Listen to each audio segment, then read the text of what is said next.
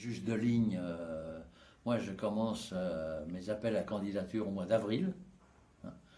Je les sélectionne au mois de juin et ils viennent de toute la France. Ce sont des personnes qui officient sur tous les tournois, notamment Roland-Garros. Alors j'ai 34 personnes. La difficulté c'est qu'on joue à un certain moment de la semaine sur 2 sites. Donc il faut que je multiplie les équipes, forcément. C'est des rotations de 45 minutes ou d'1 heure, en fonction de la fatigue de la journée, des choses comme ça. En fin de journée, on passe à 45 minutes. En début de journée, on fait des rotations d'1 heure. Il faut 16 juges de ligne par cours, 2 équipes de 8, multipliées par 2 sites.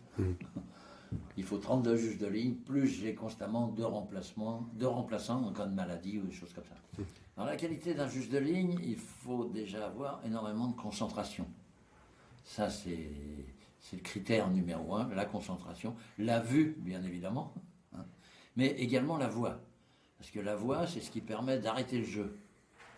Donc, c'est 3 critères qui sont très, très, très importants. Concentration, vue et voix. Au niveau de la salle, comme ce sont des juges de ligne qui viennent de toute la France et qui font toute l'année ce genre de tournoi, notamment Bercy, puisque aujourd'hui l'outil qu'on a ressemble beaucoup à Bercy.